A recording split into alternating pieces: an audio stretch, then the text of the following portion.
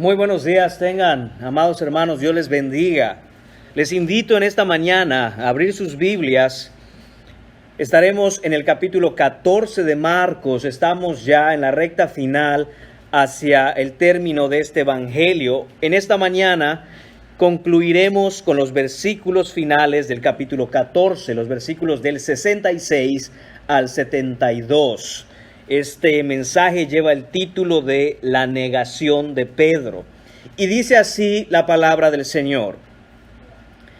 Estando Pedro abajo en el patio, vino una de las criadas del sumo sacerdote, y cuando vio a Pedro que se calentaba, mirándole dijo: «Tú también estabas con Jesús el Nazareno». Mas él negó diciendo: «No le conozco ni sé lo que dices».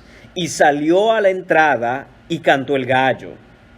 Y la criada, viéndole otra vez, comenzó a decir a los que estaban allí: «Este es de ellos».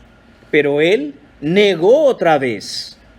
Y poco después, los que estaban allí dijeron otra vez a Pedro: «Verdaderamente tú eres de ellos, porque eres Galileo, y tu manera de hablar es semejante a la de ellos».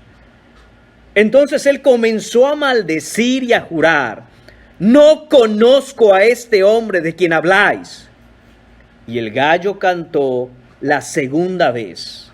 Entonces Pedro se acordó de las palabras que Jesús le había dicho: «Antes que el gallo cante 2 veces, me negarás 3 veces». Y pensando en esto, lloraba. Oremos. Señor y Padre, gracias te damos por esta mañana, gracias te damos por tu palabra, gracias te damos porque, Señor, es un privilegio estar reunidos en tu nombre para escuchar lo que tienes que decirnos. Señor Padre, sabemos que solo por tu Santo Espíritu, Señor, que podemos entender la Escritura. Y solo por el poder de tu Santo Espíritu podemos ser transformados por ella. Eso es lo que te pedimos en esta mañana, Señor. Que podamos ver, Señor, lo que sucede cuando en nuestra carnalidad queremos seguir lo que nosotros sentimos, pensamos, queremos.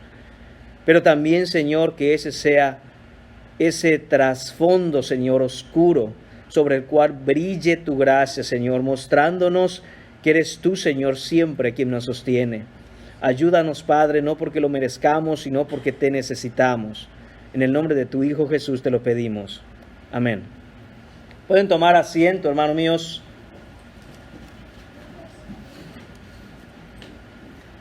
Qué tremendo pasaje es el que tenemos en esta mañana. Probablemente es un pasaje que aún personas que no son cristianas han escuchado, conocen o de una u otra manera lo identifican, la negación de Pedro. Y es que, hermanos, hay que entender una cosa acerca de este pasaje. Y es que para el cristiano, cada momento de su vida es una lucha entre la carne y el espíritu. Si no existe esta lucha, entonces no se es cristiano. La carne, hermano mío, son todos esos deseos que se rebelan contra la voluntad de Dios y que moran en la naturaleza del cuerpo humano, tomando dominio de su voluntad y de la mente del hombre. Y la verdad, hermanos míos, es que esto no es porque el cuerpo sea en sí mismo pecaminoso. En el momento en que Dios lo creó en Génesis capítulo 1, no había pecado en él. Sin embargo, el pecado lo contaminó en Génesis 3, en aquella caída. Desde entonces el hombre está esclavizado a su propia naturaleza pecaminosa, a la carne. Y el hombre sin Cristo no es otra cosa sino un esclavo de la carne. Solo el cristiano tiene, por el poder del Espíritu Santo, fuerza para combatirla. Al venir por fe en Cristo a la salvación, el Espíritu Santo viene a morar en el creyente y entonces inicia la batalla, la lucha entre carne y espíritu.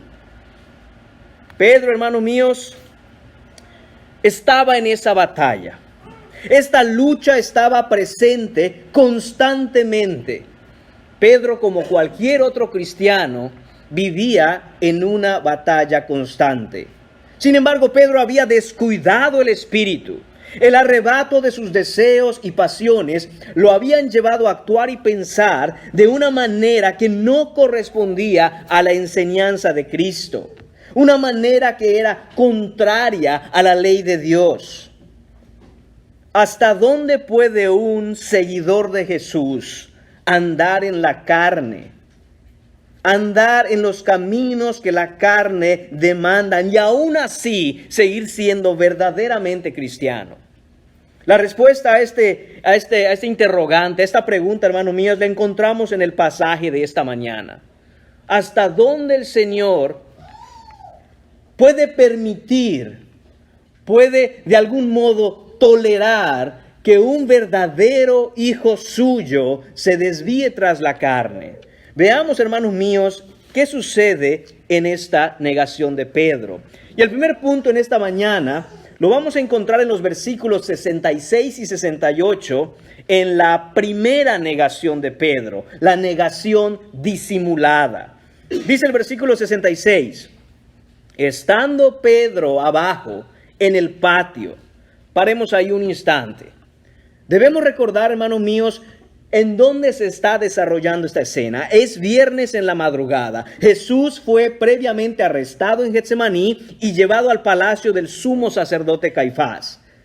Ahí también vive Anás, uno de los principales sacerdotes, quien es suegro de Caifás. Este palacio, hermanos míos, consta de 2 pisos. En el piso de arriba tienen a Jesús después de haber comparecido ante Anás en el patio central del palacio, que es una terraza cuadrangular. De tal manera, hermanos míos, que desde arriba puede verse lo que ocurre en el patio central. Y desde el patio central, si uno levanta la mirada, logra ver lo que está ocurriendo arriba. Para tener una idea un poco más concreta, hermanos, imagínense este lugar, obviamente salvando las dimensiones, como esa área que tenemos en esta iglesia para los niños. Hay un área de juegos, pero si uno se para desde ahí, como no hay un techo sobre él, puede verse lo que ocurre en el segundo piso. Y desde el segundo piso, si baja uno la mirada, puede ver lo que está ocurriendo en la parte de abajo. Esta es la manera arquitectónica en que estaba construido este edificio. Una terraza central, 2 pisos, y desde el patio central, al levantar la mirada, uno puede ver la parte de arriba. Jesús, hermanos míos, está siendo juzgado en este segundo piso. Al mismo tiempo, simultáneamente, Pedro está en el patio calentándose con los alguaciles. Esto es lo que está ocurriendo. Ahora, hermanos míos, ¿cómo es que Pedro llegó hasta ahí? Este es el palacio del sumo sacerdote. Esto no es un lugar público donde las personas puedan entrar como quieran. Pero ¿cómo es que Pedro llegó ahí? Eso nos lo dice Juan capítulo 18, versículos 15 y 16. Leemos, y seguían a Jesús, Simón Pedro y otro discípulo. La Biblia, hermanos míos, no identifica quién es este otro discípulo que después de que hubieron arrestado a Jesús, empezaron a seguirlo de lejos. Pero todo parece indicar, y la mayoría de los eruditos en la Biblia están de acuerdo, que este es el mismísimo Juan. Juan es también uno de los discípulos que está en ese palacio, en esa terraza. Y dice, y este discípulo era conocido del sumo sacerdote. Algunos estudiosos están también de acuerdo y afirman, hermanos míos, que Juan, recuerde, antes de ser discípulo de Jesús, era pescador con su hermano Jacobo. La familia, el padre, Zebedeo, tenían un comercio de pesca. Y probablemente, hermanos, todo parece indicar que es a través de este negocio, de esta compañía, de este comercio, es que la familia de Juan, Jacobo y su padre Zebedeo eran conocidos del sumo sacerdote. No en términos de ser amigos, pero sí en términos de que probablemente Juan, Jacobo o el mismo Zebedeo habían estado de alguna manera vinculados a ellos. Quizá habían visto en el mismo palacio a Juan o a su hermano Jacobo. De esta manera dice el texto en el versículo 16 de Juan 18. Mas Pedro estaba afuera. Claro, ahí no lo conocían, no lo dejaron pasar. En este lugar hay diferentes siervos, diferentes criados. De nuevo, quizá conocían ya a Juan, lo dejaron entrar, pero a Pedro no. Y entonces dice, salió pues el discípulo que era conocido del sumo sacerdote y habló a la portera e hizo entrar a Pedro. Aquí vemos a Juan hablando con esta mujer que está en la puerta diciendo, mira, déjalo pasar, mira, es conocido mío, no vamos a causar ningún problema, vamos a estar aquí. Y bueno, el punto es, hermanos míos, que dejan pasar a Pedro. Es así como él llegó dentro. Y esto es lo que ocurre estando adentro. Versículo 66. Vino una de las criadas del sumo sacerdote. Esta criada, hermanos míos, es una muchacha joven. La palabra criada que se usa en el original nos permite saber que era una muchachita, era una jovencita que estaba al servicio del sumo sacerdote, como muchos otros criados y criadas en la casa. Trabaja en el palacio de Caifás, es empleada de Caifás, es sierva, es esclava de Caifás y de todos los que... Y obviamente habían muchos más esclavos ahí, era del grupo que trabajaba ahí. Y entonces esta jovencita mira a Pedro y algo le llama la atención acerca de él. Dice que se acerca a él y cuando vio a Pedro que se calentaba, ahí está Pedro, cerca del fuego, junto con los alguaciles, calentándose. Eso ya lo habíamos leído antes en la predicación anterior, en el versículo 54. Y Pedro le siguió de lejos hasta dentro del patio del sumo sacerdote y estaba sentado con los alguaciles calentándose al fuego. Ahí lo vio esta jovencita, ahí ve esta criada joven a Pedro. Y entonces, ¿qué es lo que sucede? Que cuando vio a Pedro que se calentaba, mirándole, dijo. Noten cómo, hermanos míos, hay dos palabras en ese versículo 67 para lo que esta criada hizo. Dice que vio a Pedro y mirándole, le dijo. La primera palabra, vio a Pedro, quiere decir que tenía los ojos sobre él. Esto es seguir a alguien con la mirada. Pedro de alguna manera llamó la atención de esta criada y entonces lo empezó a ver. Después dice la segunda palabra, mirándole. Esto es diferente de verle. Mirándole es analizarlo detenidamente. Esto es estudiarlo, observarlo, penetrarlo con los ojos. Es como si esta muchacha se diera cuenta de que Pedro no encaja en toda esta escena. Es como que esta muchacha ve a Pedro y dice, un momento, veo a todos aquí y todos son alguaciles, todos son un tipo de personas, pero en medio de toda esta gente está este hombre. ¿Qué hace este hombre aquí? ¿Quién es este hombre? ¿Por qué está en este grupo? Claramente él no pertenece a esta escena. Entonces ella le dijo, tú también estabas con Jesús Nazareno. Esta es la conclusión a la que llega esta jovencita después de observar a Pedro un rato, después de analizarlo. Ella empieza a conectar los puntos y dice, se acerca a Pedro y le dice, tú también estabas con Jesús el Nazareno. Miren cómo, hermanos míos, dice ella, tú.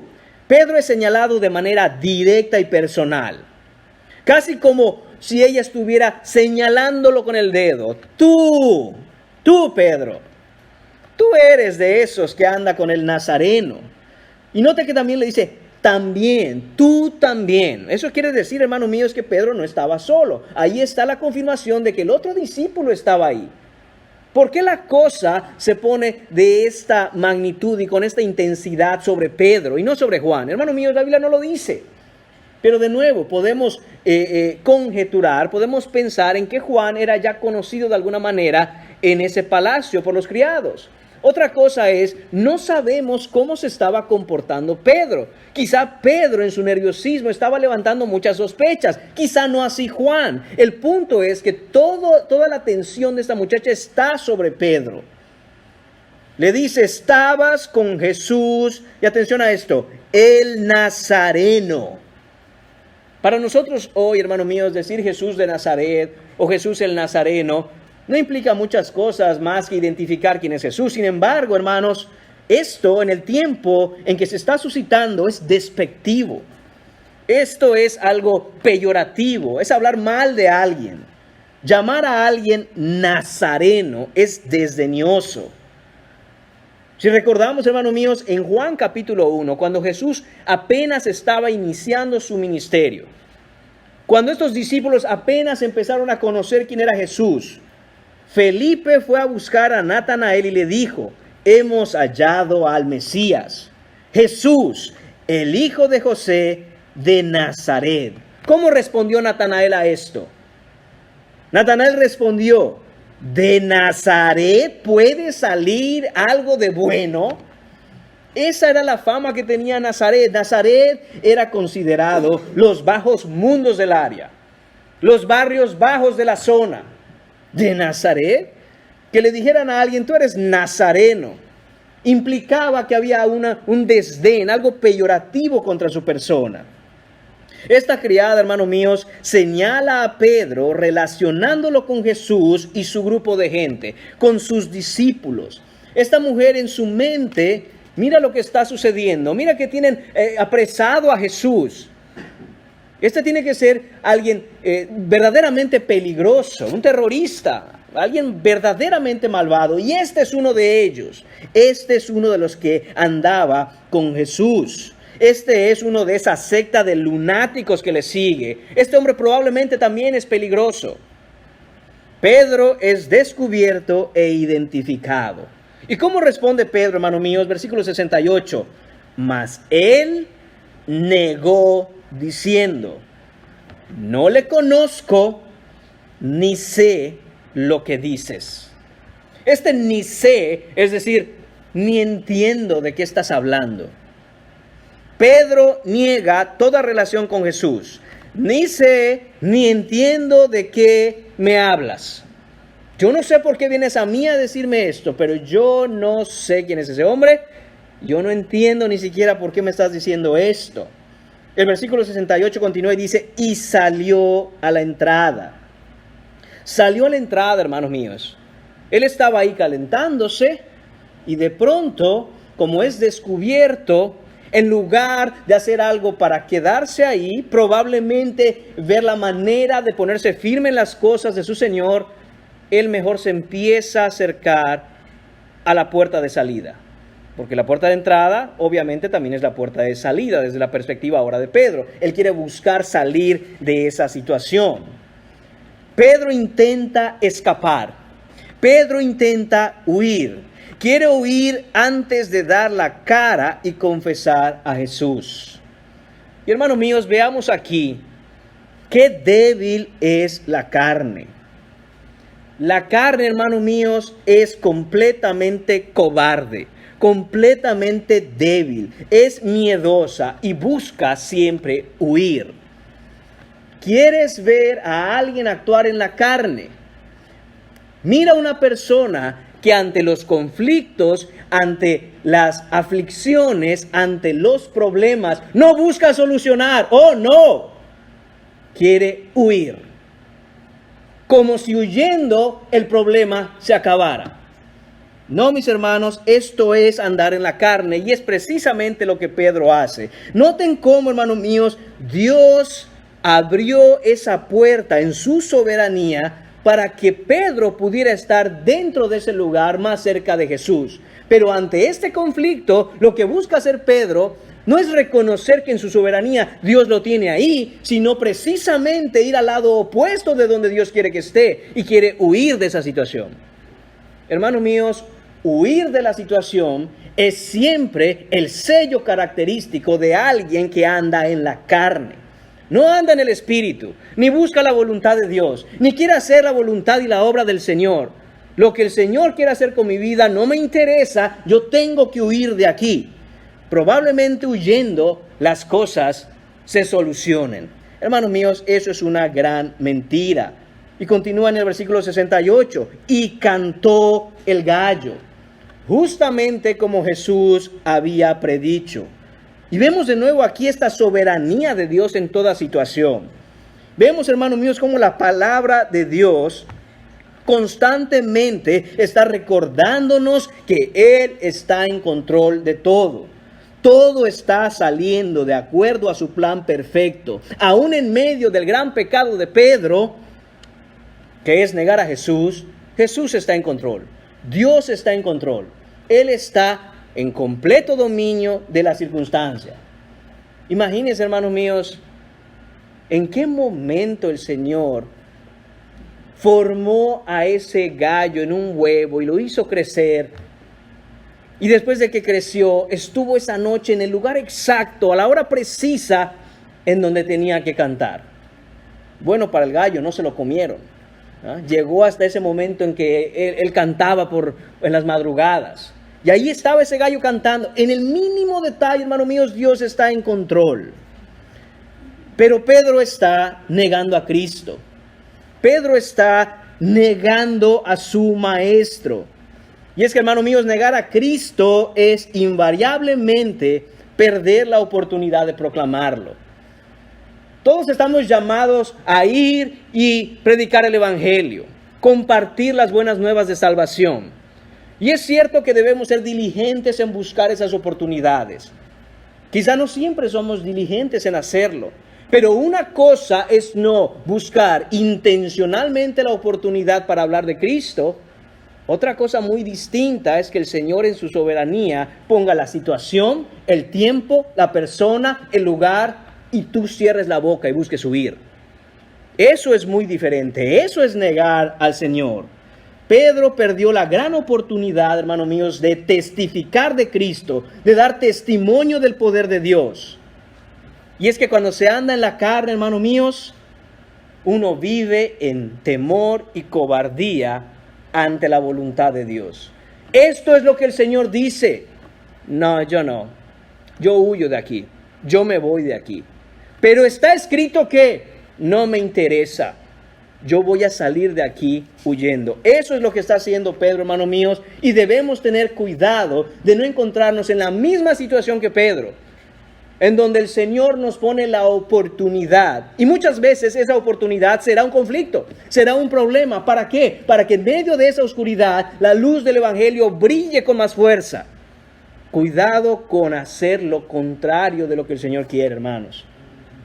Porque si somos cristianos, ciertamente habrá perdón para nosotros si nos arrepentimos.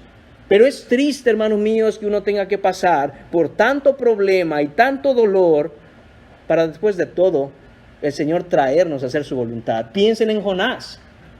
Ve a Nínive. Oh no, yo me voy al otro lado. El Señor dijo que vas. Y fue.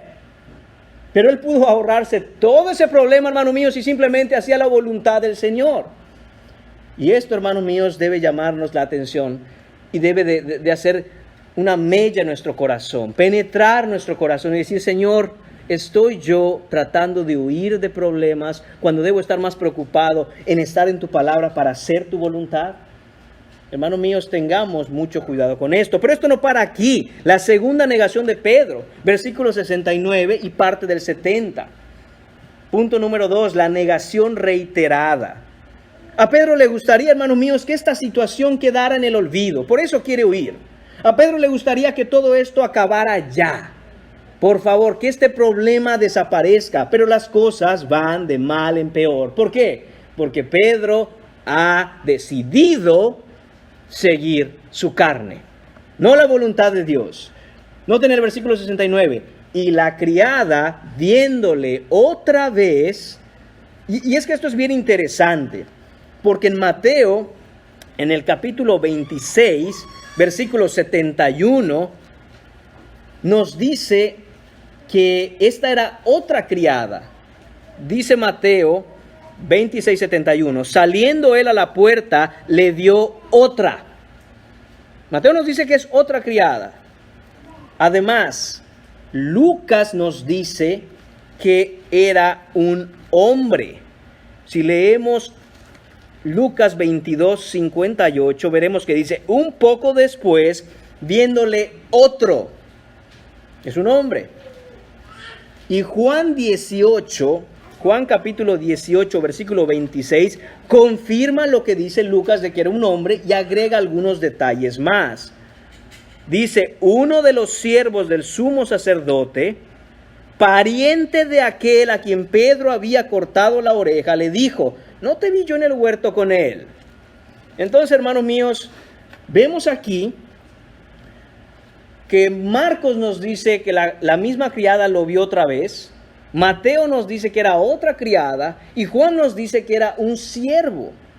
¿Qué hacemos con esta escena, hermanos míos? ¿Cómo queda esto entonces? ¿Es la misma criada? ¿Es otra criada? ¿Es un siervo? ¿Quién era? Hermano mío, recuerde cómo tratar este tipo de textos en la Biblia. La Biblia no se contradice. La Biblia se complementa. Los evangelios son complementarios. De tal forma que lo que tenemos aquí es que estaban ahí la misma criada, estaba ahí una criada más y estaba ahí también un siervo. Estos tres estaban ahí. Todo parece indicar, hermanos míos, que esta criada no se quedó con aquellas sospechas que tenía sobre Pedro y fue y le dijo a alguien más. Ahora está ahí otra persona.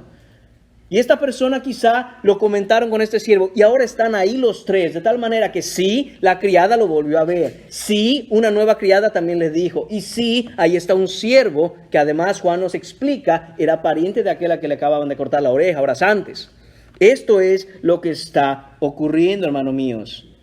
Están estas tres personas identificando a Pedro claramente. Y a pesar de que Pedro quiere pasar inadvertido, esta muchacha, este hombre, esta otra sirvienta, están ahí para señalarlo.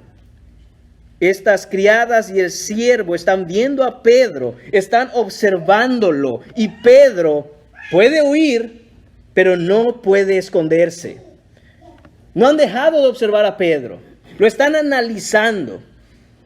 Imagínese esto. Mira, este que ves ahí es uno de ellos. ¿Quién? Ese. Y lo empiezan a observar. Y este otro siervo, de alguna manera, está ahí también en la conversación. ¿Qué dicen? Ese que está ahí, nótalo. Está muy sospechoso. Él no pertenece a ese grupo. Es uno de aquellos que anda detrás de ese Jesús, el Nazareno. No han parado, hermanos míos, de observar a Pedro. Y es que los no creyentes, hermanos míos, siempre están observándonos.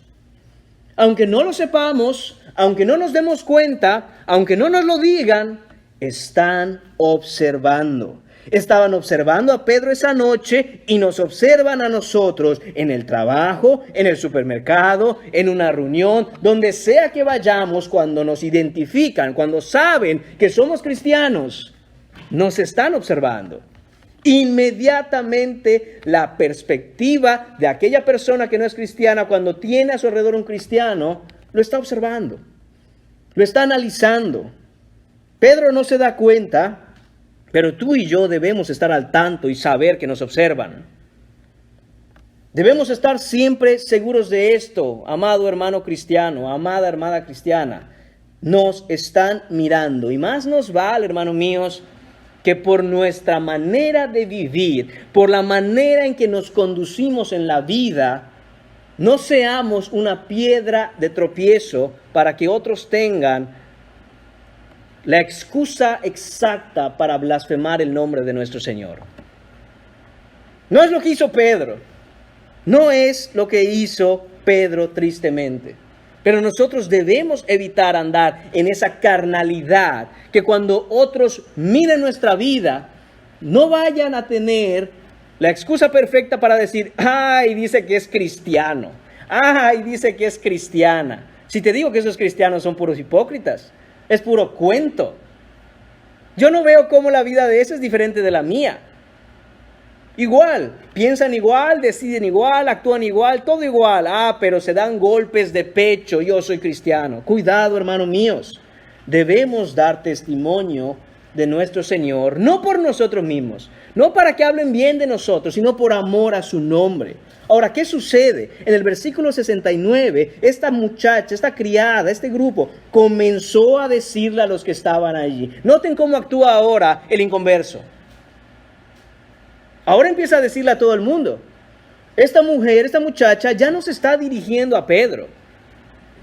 Dice, comenzó a decir a los que estaban allí. Ahora, todos los que están ahí calentándose al fuego, todos los alguaciles, todos los demás siervos del sumo sacerdote, todos se van a enterar de que Pedro es un discípulo de Jesús, el acusado que está siendo juzgado allá arriba, y uno de ellos anda aquí. ¿Por qué no también lo agarran y lo llevan? Esa es la intención de esta gente. Decir, pues si están juzgando a su maestro, ¿por qué no agarran también al discípulo y se lo llevan? Que se lo lleven de una vez. No sabemos qué tan peligroso puede ser este hombre. Lo señalan diciendo, versículo 69, este es uno de ellos. Y noten el lenguaje. Ahora hay dos bandos. Ellos, nosotros. No somos iguales, no somos lo mismo. Claramente hay una enemistad. Claramente hay un conflicto entre un grupo y el otro. Este es de ellos. Este que está aquí es de ellos, de esos que causan problemas. Mientras Pedro más se quiere esconder, hermanos míos, más se ve descubierto. Y es igual para nosotros. Mientras más queremos esconder el problema donde nuestra propia carnalidad nos ha llevado, más claro es para los demás. Más identificable es para los otros. A mí no me engañas. A mí no me engañas. Claramente las cosas no van bien. Y tienes que saber esto. Producto de la carnalidad, no del Espíritu, no de estar en Cristo, no de seguir al Señor, sino producto de escuchar a tu propia carne, como lo está haciendo Pedro. Pedro estaba de inicio cerca del fuego calentándose y salió a la puerta. Quería huir, pero ahora, hermanos míos, Pedro está sintiendo el verdadero calor. Hay más calor que antes. La temperatura de esta situación acaba de subir de golpe. La cosa se está poniendo verdaderamente intensa y caliente. Y la carne, hermanos míos, siempre termina quemándose. La carne siempre va a terminar por derretirse. No aguanta el calor, no aguanta la prueba de fuego. Va a fracasar. Miren qué hace Pedro, versículo 70. Pero él negó otra vez. Aquí está la segunda negación de Pedro. Él vuelve a repetir la misma mentira.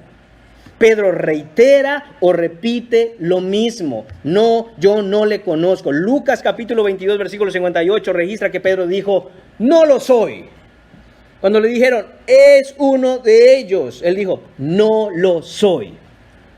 Pedro habla aparentando seguridad y solidez. Pedro habla de manera firme y sin titubear. Pedro les dice de nuevo, les reitera, no lo soy. No soy uno de ellos, los que andaban con Jesús. Yo no lo soy. Pedro, hermanos míos, no está dispuesto a pagar el precio por seguir a Jesús. Esa es la realidad. Y cada vez que tú no quieres hacer la voluntad de Dios, simple y sencillamente es porque no estás dispuesto a pagar el precio.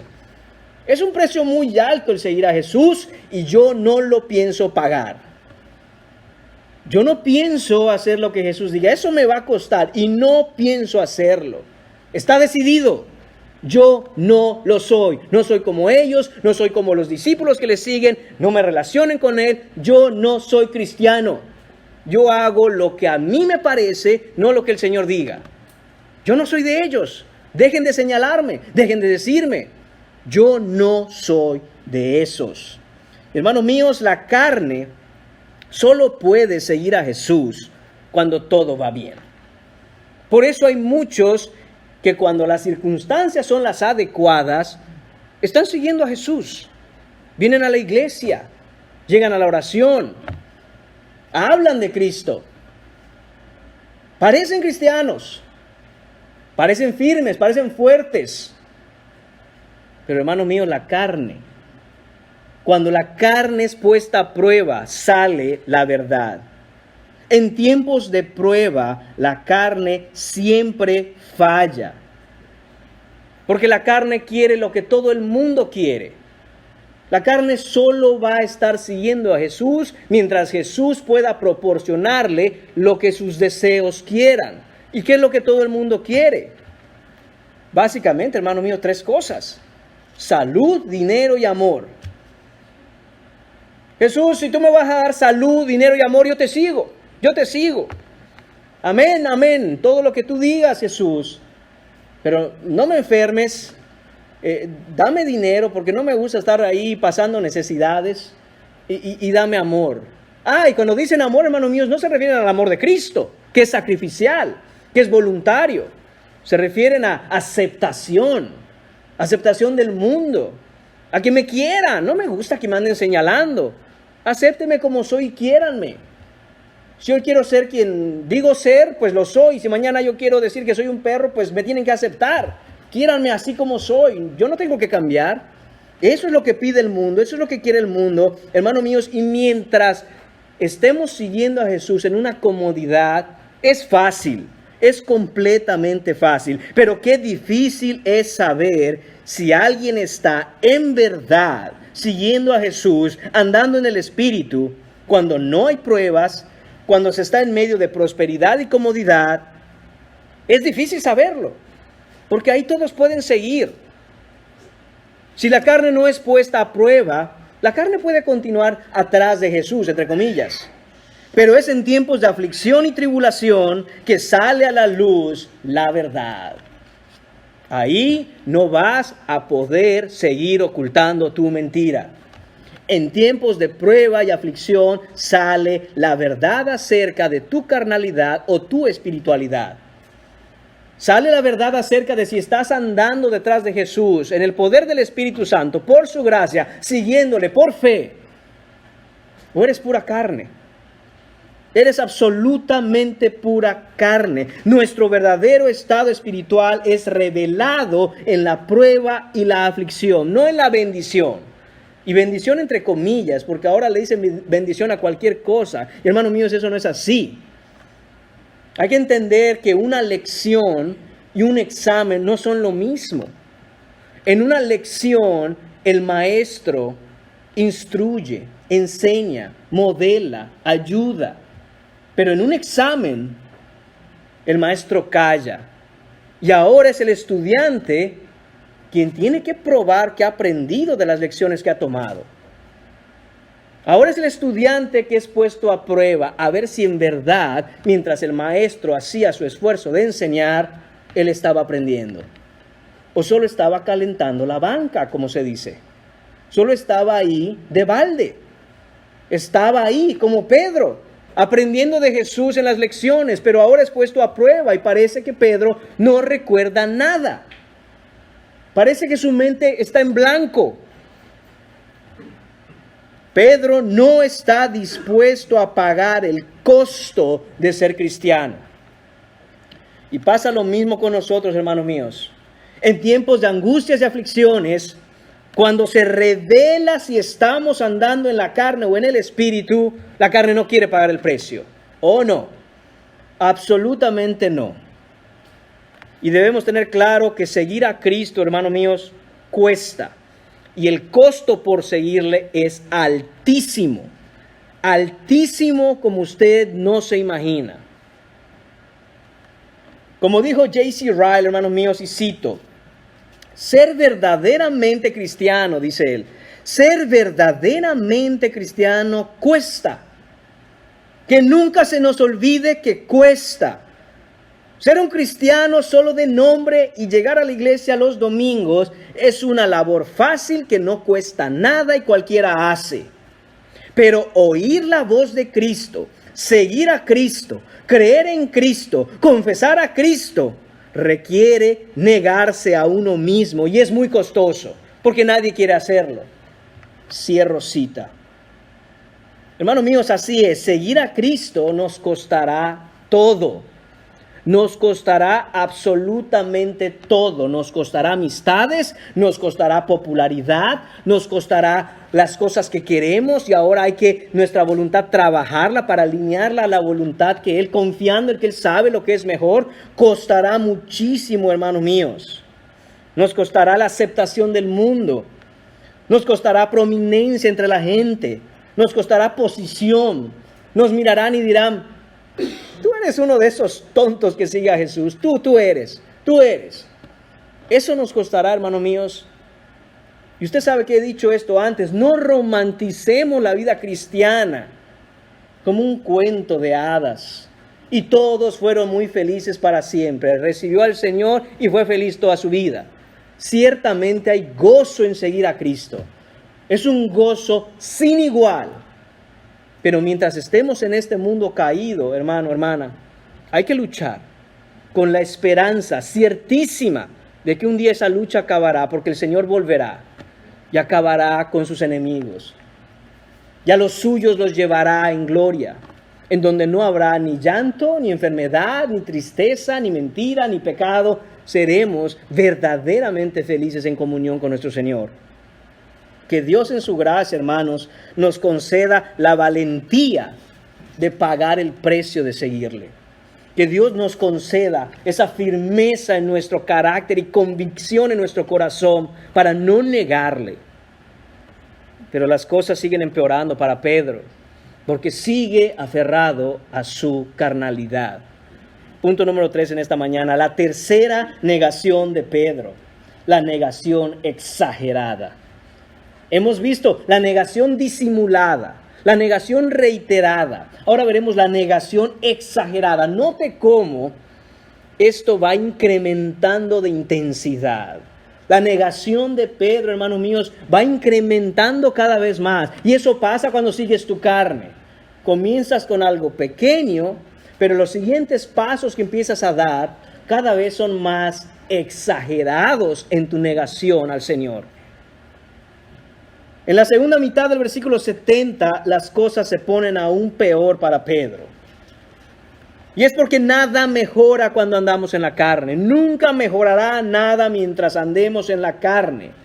No lo hará hasta que haya verdadero arrepentimiento, porque sin arrepentimiento no hay restauración. La carne, hermanos míos, siempre reprueba el examen espiritual. Romanos capítulo 8, versículos 5 a 8, dicen lo siguiente: porque los que son de la carne piensan en las cosas de la carne. ¿Cómo toma sus decisiones una persona en el espíritu? Por la palabra de Dios. ¿Cómo toma sus decisiones una persona en la carne? ¿En qué piensa? En la carne. Pensará carnalidad. Dice, pero los que son del espíritu, en las cosas del espíritu. Porque el ocuparse de la carne es muerte. Siga usted pensando en la carne. Siga usted pidiendo consejo a la carne. Siga los consejos de su carne. Y la Biblia, hermanos míos, no miente. El ocuparse de la carne es muerte. Pero el ocuparse del espíritu es vida y paz. Paz para con Dios cuando seguimos lo que está escrito, hermanos. Por cuanto los designios de la carne son enemistad contra Dios, porque no se sujetan a la ley de Dios ni tampoco pueden. Y los que viven según la carne no pueden agradar a Dios. Imagínese a Pedro decir en estos momentos: acabo de negar a mi Señor 2 veces, pero yo estoy bien con el Señor. Le he seguido por 3 años. Dejé las redes, las que hemos pasado con el Señor. Yo creo que pues si le niego ahora, aún así yo estoy bien con Dios. Imposible, mis hermanos. Cuando uno está viviendo abiertamente, negando al Señor, no puede estar usted bien con Dios. Porque no pueden agradar a Dios. No se agrada a Dios de eso. Y leemos, hermanos míos, de regreso en Marcos capítulo 14, versículo 70, la segunda parte, dice: y poco después, ¿qué? ¿Cuánto tiempo fue este poco después? ¿Fueron unos minutos? ¿Fueron unas horas? Lucas capítulo 22, versículo 59 nos dice que había pasado ya como 1 hora. Como 1 hora después, dice Lucas. Lo que quiere decir es que Pedro ya tuvo 1 hora para pensar las cosas. Después de estas 2 negaciones, Pedro estuvo ahí, siguió ahí, y por 1 hora pudo reflexionar y pensar en lo que había hecho. Pedro tuvo tiempo para darse cuenta del terrible error y pecado que está cometiendo. Y es que, hermano mío, si hay algo que el Señor constantemente nos da en su misericordia, es tiempo. Nos da tiempo en su paciencia. Tanto es así que habían quienes acusaban al Señor de: ¿y dónde está el Señor que no vuelve? Y entonces Pedro, no ahora, pero en la carta que escribió, ¿qué dijo? Él conocía perfectamente esa situación del tiempo. Dice, el Señor no retarda su promesa como algunos la tienen por tardanza, sino que es paciente para que se arrepientan y nadie se pierda. Ahora no entiende por qué Pedro hablaba de eso, quizá cuando Pedro escribió esa carta, recordó que él tuvo tiempo esta noche. Sin embargo, ese día, hermanos míos, Pedro reprobó. A pesar del tiempo, a pesar que se le dio una hora. Y hermanos míos, nadie podrá un día poner como pretexto delante de Dios que no tuvo tiempo para pensar las cosas, que no tuvo tiempo para arrepentirse. Dios ciertamente, hermanos míos, es lento para la ira. Y esa palabra lento es paciente. Está esperando tu arrepentimiento. Está esperando que entres en razón, en que te des cuenta si eres cristiano, de que vuelvas a Él, de que te sujetes a Él. Es lento para la ira. Pedro tuvo ese tiempo. Y quizá, hermano mío, si se hubiera arrepentido en ese momento de su grave falta, habría cobrado valor. Y tal vez habría buscado a esta muchacha, a estas criadas, a este siervo y les hubiera dicho, mire, necesito hablar con ustedes. Yo les dije que no conozco a ese hombre. 2 veces ya dije que yo no sé quién es. Pero la verdad es que les mentí porque tenía miedo. Y quizás sigo teniendo miedo ahora, pero no puedo negar a mi Señor. Y quiero que sepan que sí lo conozco.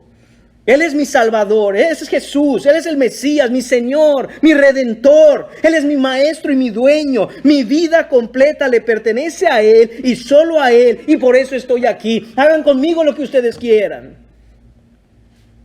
Pero no fue lo que dijo Pedro.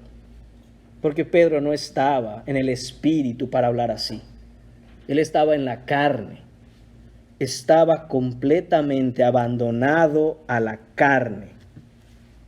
Pedro está pensando en la carne. Y es que la carne en realidad no piensa, sino que actúa sin sentido, sin entender las consecuencias gravísimas delante del Señor con lo que hace. Pedro continúa cayendo cada vez más bajo, siendo atraído por la fuerza de gravedad de su propia carne. Las cosas están empeorando a un nivel que no se había visto antes en un cristiano. Y lo que vemos, hermanos míos, es que después de esa hora, en el versículo 70 continúa y dice, y los que estaban allí dijeron otra vez a Pedro. Noten cómo ahora ya no es solo una criada, no son 2 criadas, no es un grupito ahí de 3 siervos del sumo sacerdote. No, hermanos míos, sino que ahora la situación se ha extendido a todos los que estaban ahí. Esta situación va avanzando, va creciendo, empieza a involucrar a otros porque así es el problema que la carne causa. Se va expandiendo, se va como un cáncer, avanzando por todas partes. De pronto Pedro se convierte en el centro de atención de todos los que estaban en ese momento en el patio. ¿Y qué le dicen? Le dicen, versículo 70, verdaderamente. Esto es, ya no nos queda la menor duda. Ya no nos puedes engañar más, te hemos descubierto, mentiroso. Verdaderamente tú eres de ellos. Eres seguidor de Cristo, eres su discípulo, eres de ese grupo de locos. Lo sé, lo sabes, todos lo sabemos, deja de mentir. Porque, ¿sabes por qué? Porque eres Galileo. Tú eres de los galileos que siguen a ese tal Nazareno. Esto, hermanos míos, decirle porque eres Galileo es otro término despectivo. Ser Galileo era ser considerado por la gente de la ciudad de Jerusalén como algo bajo, alguien sin educación, iletrado, un tosco, un bruto, un ignorante, una persona ordinaria, una persona vulgar. Los veían como pescadores corrientes. ¿Qué sabe esa gente? Esta gente le dice, continúa en el versículo 70, y tu manera de hablar es semejante a la de ellos. Esto se refiere, hermanos míos, al acento de Galilea. La gente de Galilea tenía un acento muy particular que era fácilmente identificable. Pedro no tiene el acento sofisticado y limpio de la ciudad de Jerusalén. Él tiene acento de Galileo. Esa gente apenas pronuncia bien, apenas sabe hablar. Pero pensemos en esto, hermanos míos, de nuevo. Pensemos cómo ahora toda la atención de esta gente está sobre Pedro. Toda la gente que estaba ahí ahora está prestando atención a este Galileo que sigue a aquel nazareno que están juzgando. Y de nuevo, hermanos míos, qué tremenda oportunidad. Qué oportunidad más grande de declararles el evangelio. Todo el mundo le está prestando atención a Pedro. Tiene una audiencia enfrente. Tiene a toda la gente ahí prestando atención a lo que este hombre va a decir. Pedro podría haber aprovechado la ocasión para predicarles ahí mismo. Imagínense eso. En el palacio del sumo sacerdote. Una predicación tremenda. Proclamando a Jesús, aquel que estaban juzgando, como el Mesías prometido, el Salvador de todo aquel que se arrepiente y va en fe a Él. Pero no lo hace, de nuevo, hermanos míos, no lo hace. Tremenda oportunidad desperdiciada, porque Pedro está lleno de cobardía.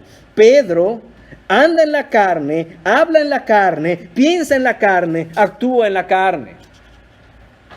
Y esa carnalidad lo lleva a decir frente a todo el mundo que está en ese patio, en el palacio, en la terraza cuadrangular central, de donde vive Caifás, de donde vive Anás, lo siguiente. Versículo 71. Entonces, él comenzó a maldecir y jurar. Esa palabra, comenzó. Comenzó quiere decir que lo hizo repetidamente y de manera continua. No es que maldijo y juró una vez. Comenzó a maldecir y jurar.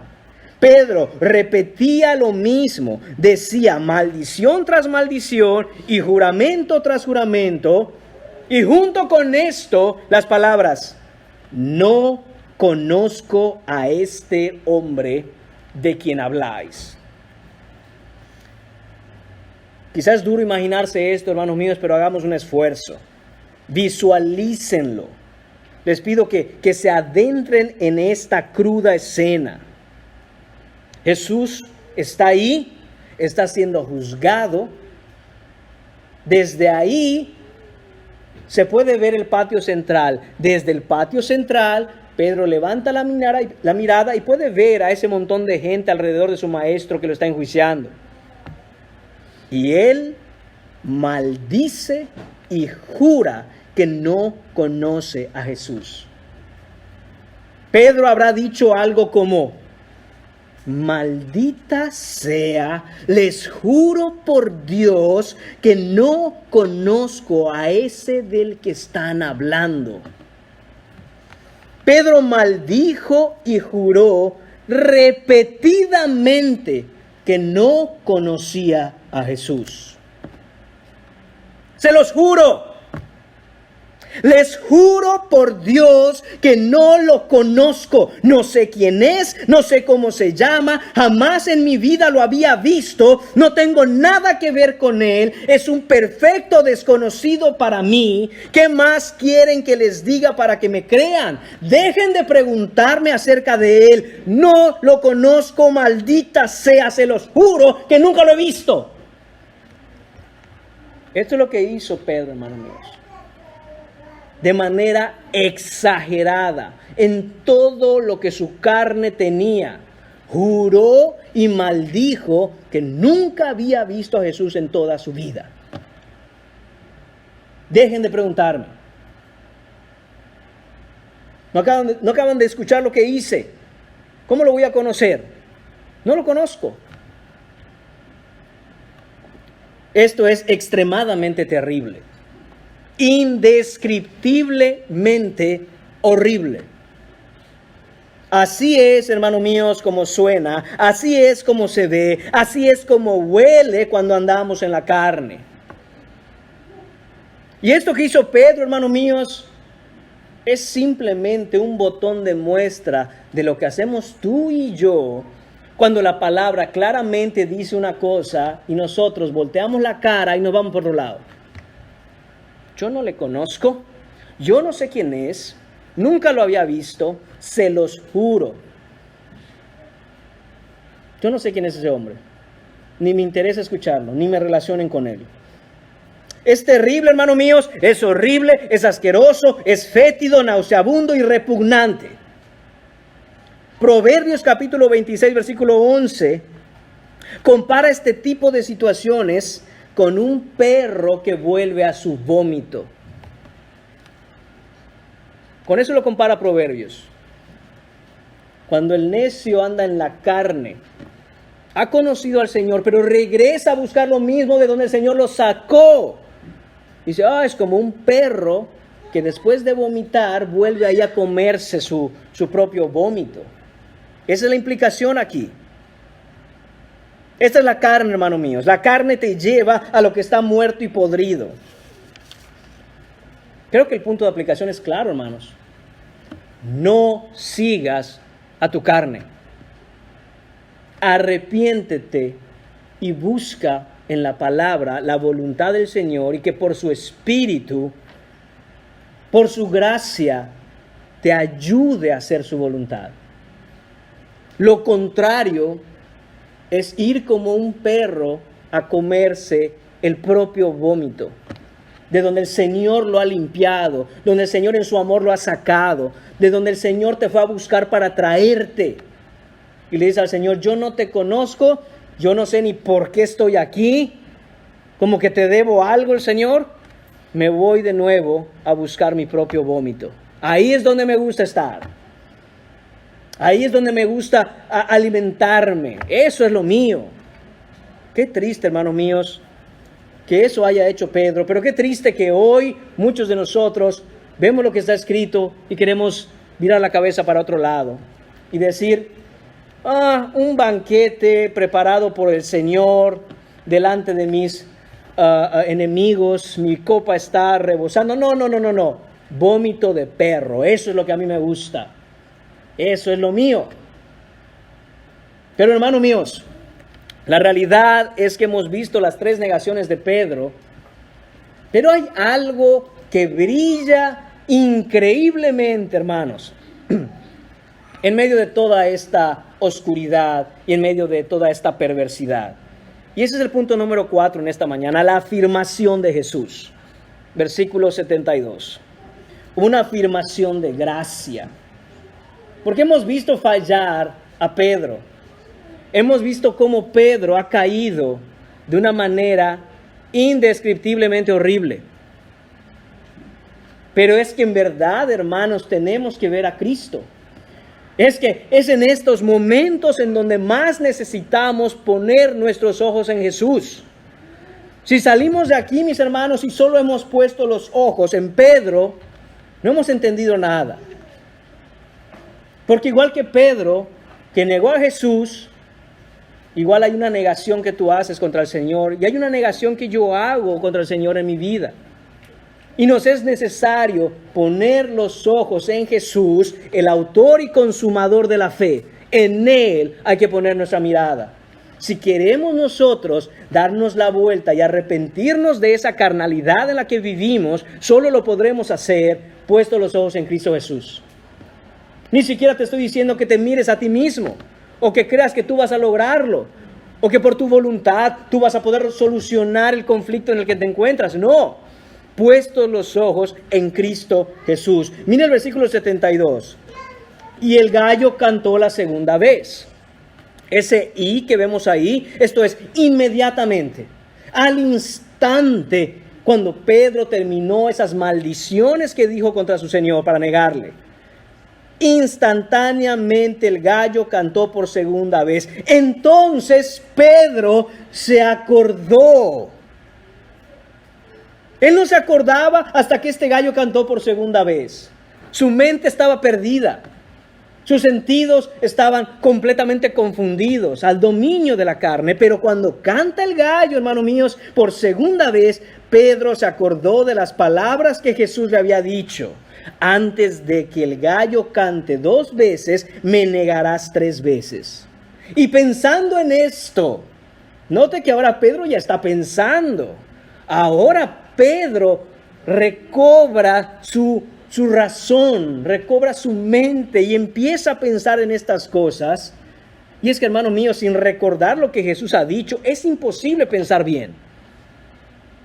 Hay que estar siempre pensando en lo que Jesús ha dicho. Hay que estar siempre pensando, hermanos míos, lo que está escrito. Si tú tienes la Biblia como un libro informativo para que un día puedas encontrar ahí ciertas cosas, entonces tú no conoces a Cristo.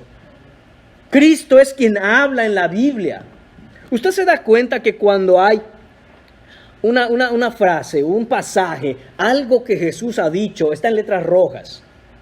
En muchas Biblias, no en todas, pero muchas Biblias lo hacen así. Y uno ve las letras rojas y dice, eso es lo que dijo Jesús. Hermanos míos, en un sentido estricto, entonces todas las letras de la Biblia deberían ser rojas, porque Él inspiró toda la Escritura. Y debemos estar siempre, hermanos míos, recordando lo que Jesús ha dicho, no como venido de un libro en donde puedo obtener datos, información. No, como las palabras de aquel a quien yo conozco y que me ama y me ha salvado. Y esto es lo que está pasando aquí. Pedro empieza a pensar en todos esos 3 años. Todo comenzó recordando que el Señor le había dicho que cuando cantara el gallo, por segunda vez, Él ya le habría negado 3 veces. Pero, hermanos míos, ese es solo el inicio de lo que Pedro empezó a recordar. Pedro empezó a recordar, hermanos míos, 3 años con Jesús. Empezó a recordar cómo caminó con Jesús. Empezó a recordar que anduvo en las noches con Jesús. Dormían todos juntos en algún lugar donde les agarrara la noche. Empezó a acordarse en dónde estaba el centro de operaciones de Jesús en su ministerio cuando estaban en Capernaum. ¿Dónde era Pedro? En casa de él. Empezó a recordar que el Señor sanó a su suegra. Empezó a recordar tantas cosas, hermanos míos. ¿Y cuál fue la reacción de un verdadero cristiano que se acuerda de todo lo que ha hecho su Señor por él y se da cuenta que le ha negado? Dice el texto, y pensando en esto, lloraba. Se echó a llorar. Comenzó a llorar. Mateo capítulo 26, versículo 75 nos narra que comenzó a llorar amargamente. Esta palabra amargamente es con un dolor que le venía desde lo más profundo de su alma. Pedro empieza a llorar y no puede parar de llorar por lo que está haciendo contra su Señor. Y dice que salió de ahí. Pedro sale corriendo de ahí, llorando. A esta escena, hermanos míos, debemos agregar algo extraordinario que Lucas capítulo 22, versículo 61 nos narra. Y es que en ese pasaje paralelo, no fue solamente el canto del gallo lo que hizo volver a Pedro en sí, sino que Lucas nos dice que cuando el gallo cantó, entonces, de repente, súbitamente, de pronto, vuelto el Señor, miró a Pedro. Qué increíble, hermanos míos. Jesús, al mismo tiempo que está siendo en el segundo piso juzgado, está pendiente de lo que ocurre con su discípulo, con su hijo. Está pendiente de lo que ocurre. Y cuando llega casi a punto de cruzar el punto de no retorno, Jesús en ese momento ni le importa, hermano mío, si está ahí Caifás, si están ahí los 70 ancianos del Sanedrín, si está ahí Anás, no importa quién esté. Él se da la vuelta y desde arriba mira a su discípulo, le clava los ojos, mirada a mirada. Es por eso, hermanos míos, que Pedro empieza a llorar profundamente. el canto de ese gallo significó muchas cosas para Pedro. Quizá la más obvia, hermanos míos, como hemos repetido ya muchas veces hoy en otros mensajes, la soberanía de Dios en todo aspecto de lo que está ocurriendo. Jesús lo había dicho y todo está saliendo de acuerdo al plan divino. Pero no solo eso, hermanos míos. Y es que hablar de la soberanía de Dios al momento de que un gallo cante en determinado instante en la noche ya es decir bastante. Pero hermanos míos, el canto de ese gallo, además de ser un canto de denuncia para Pedro, al mismo tiempo el canto de ese gallo fue también un canto de gracia. Un canto de verdadera gracia. ¿Por qué un canto de gracia? Hermanos míos, porque el canto de aquel gallo fue usado por el Señor para recordarle a Pedro las palabras de Jesús. Dios quiere en su misericordia que si tú estás apartado del Señor, el Señor mande el canto de gracia de algún gallo y te haga recordar las palabras de Jesús. Porque el canto de aquel gallo, hermanos míos, es lo que el Señor usó con Pedro para recordarle. Que ya el Señor le había advertido esto en el huerto de Getsemaní hace apenas unas horas y que él no recordaba. Simón, estás durmiendo, le dijo. No has podido velar una hora. Lo que en teoría debía haber sucedido ahí en el huerto de Getsemaní mientras Jesús oraba y dejó a sus discípulos orando, una hora. No pudo haber ocurrido en la práctica cuando Pedro tuvo una hora para arrepentirse. Porque si no está ocurriendo en oración, no esperes llevar eso a la práctica. Pedro se acordó de todo esto, hermanos míos. Pedro tropezó y cayó terriblemente. Pero el canto del gallo. Y yo no sé cómo está tu vida, hermano, pero quizá este pasaje, quizá esta predicación, sea el canto del gallo que necesitas escuchar para acordarte de las palabras de Jesús, recordarte de dónde te sacó el Señor y que te debes a Él y solo a Él. Tal vez recuerdes que el Señor te ha dicho algo antes en su palabra. Tal vez recuerdes, porque habías olvidado, de lo terrible que es andar en la carne, por lo que el Señor tuvo que ir a sacarte de ahí, porque tú no ibas a venir solo, tú no ibas a venir sola.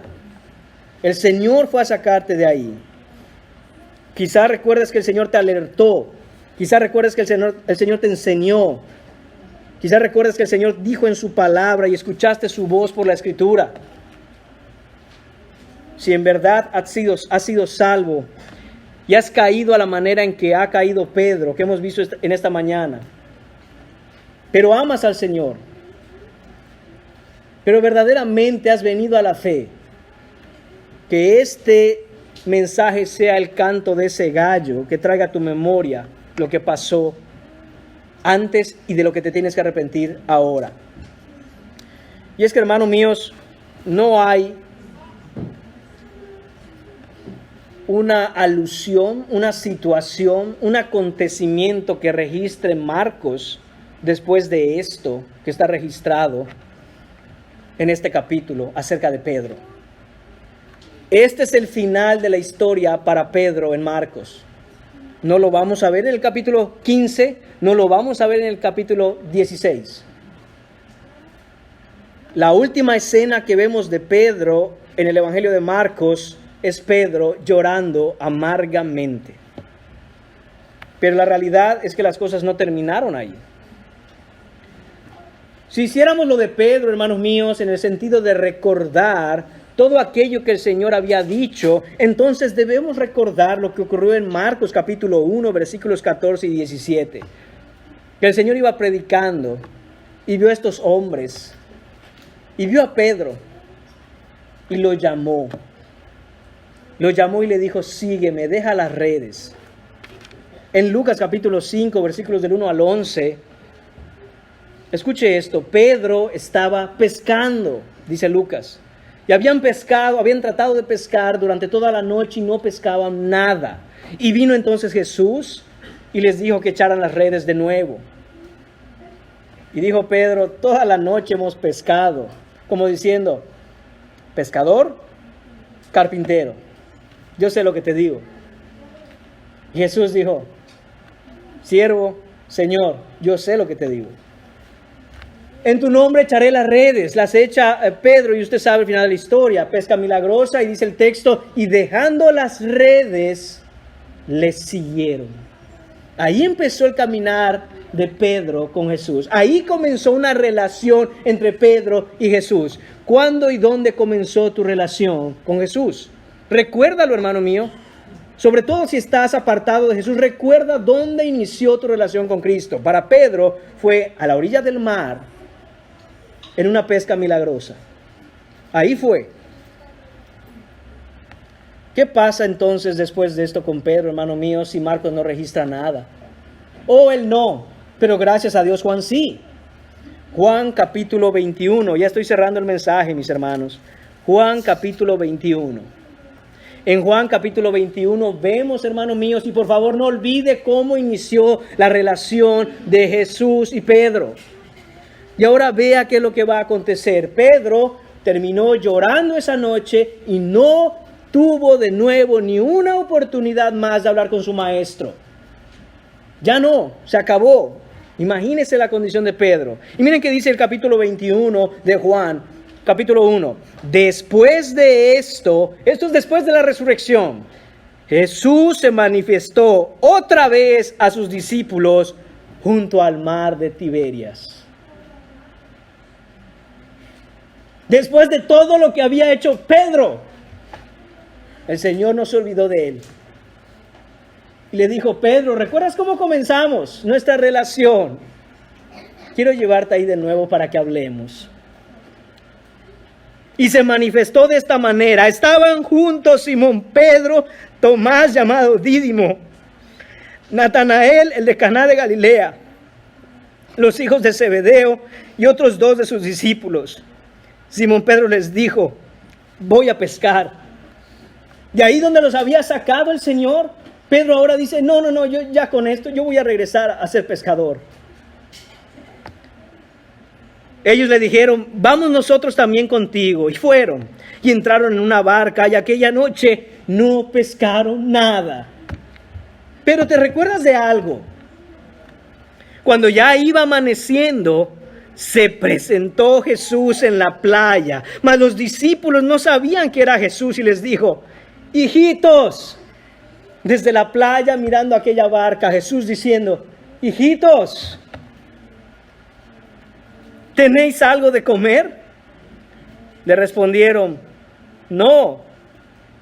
Él les dijo, echad la red a la derecha de la barca y hallaréis. Pedro, ¿no te acuerdas de algo? ¿No te recuerda esto algo, Pedro? Entonces la echaron y ya no la podían sacar por la gran cantidad de peces. Entonces aquel discípulo a quien Jesús amaba, este es Juan, dijo a Pedro, Pedro, es el Señor, es el Señor. Simón Pedro, cuando oyó que era el Señor, se ciñó la ropa porque se había despojado de ella y se echó al mar.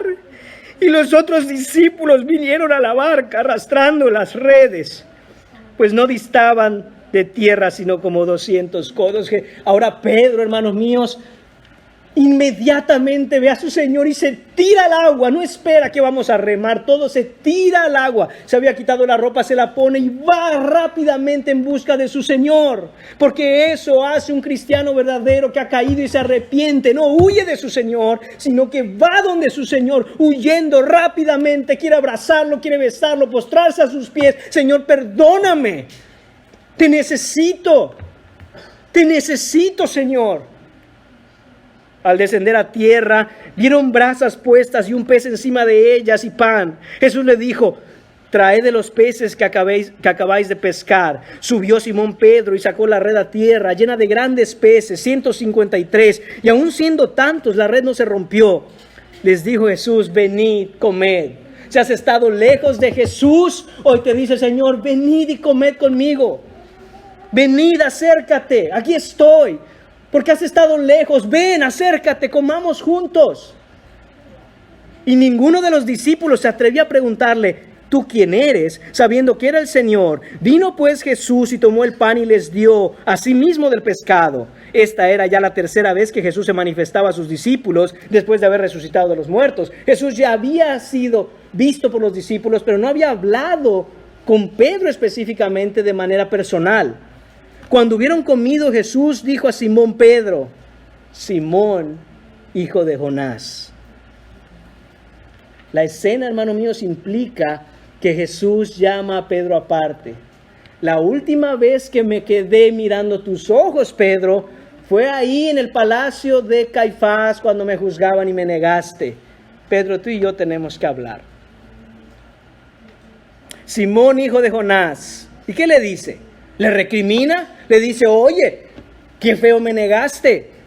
Qué horrible fue estar ahí parado y mirarte negándome. No, hermanos. ¿Me amas más que estos, Pedro? Como recordándole: ¿te acuerdas en Getsemaní me dijiste, estos te podrán negar, pero yo no? Ahora yo te pregunto, Pedro, ¿me amas más que estos? Le respondió: sí, Señor, tú sabes que te amo. Él le dijo: apacienta a mis corderos. Volvió a decirle la segunda vez: Simón, hijo de Jonás, ¿me amas? ¿Cuántas veces me negaste, Pedro?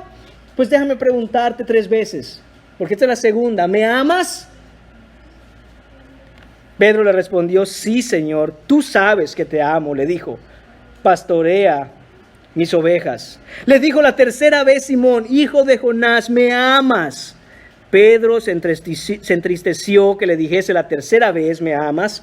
Y le respondió: Señor, tú sabes todo, tú sabes que te amo. Jesús le dijo: apacienta mis ovejas. De cierto os digo, cuando eras más joven te ceñías e ibas a donde querías. Le está diciendo Jesús a Pedro: Pedro, tú tienes una voluntad muy fuerte y siempre quieres hacer lo que se te da la gana. Cuando eras un inmaduro en la fe, hacías lo que querías, pero ya no más. Madura, Pedro. Dice: ibas a donde querías, mas cuando ya seas viejo, extenderás tus manos y te ceñirá otro y te llevará a donde no quieras. Esto dijo, dando a entender con qué muerte había de glorificar a Dios, y dicho esto añadió. ¿Cómo comenzó aquella relación de Pedro con Jesús a un lado de la playa, diciéndole: sígueme? ¿Cómo termina esta escena en donde ahora el Señor resucitado va a ajustar cuentas con Pedro en amor, en gracia, amándole? Sígueme. Hermano mío, si cierro con esto, no sé cómo está tu relación con Jesús. No sé dónde estás parado en este momento en tu espiritualidad. Quizá seas cristiano, quizá estás apartado del Señor. Quizá no seas cristiano y nunca has estado siguiendo a Cristo.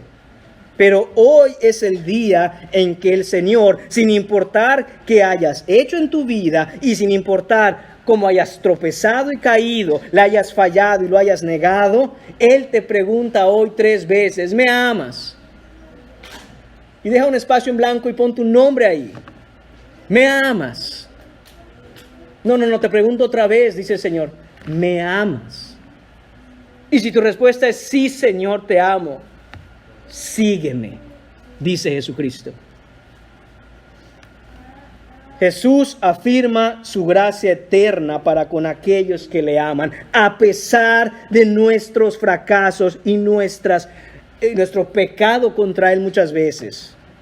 Y Él, como a Pedro le dio la gracia, así nos puede dar la gracia a nosotros para seguirle en todo momento cuando hay un verdadero arrepentimiento de ir tras de Él.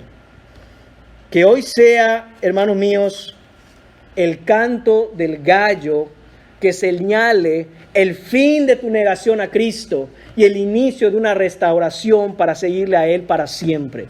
Oremos. Señor y Padre, gracias te damos por tu palabra, Señor. Gracias, Padre, porque aunque te fallamos todo el tiempo, tu gracia infinita, Señor, que nos sostiene, nos mantiene, nos guarda y nos trae a ti, es la gracia que nos salvó, la misma gracia que nos restaura. Ayúdanos, Señor, que tu palabra, Señor, haga una transformación en nosotros, que podamos sujetarnos a lo que has dicho Señor, por ti y por amor a ti. Porque solo el amor a ti, Señor, es quien nos hace andar en tu voluntad. Y es que no hay amor en nosotros por nosotros mismos, sino que te amamos porque tú nos amaste primero, Señor. Pedimos de tu Santo Espíritu para ir a ti siempre, a pesar de nuestro pecado, a pesar, Señor, de nuestras fallas, nuestros tropiezos, a ser restaurados, Señor mío, a esa comunión hermosa que debe haber contigo siempre. Te lo pedimos en el nombre de Jesús. Amén.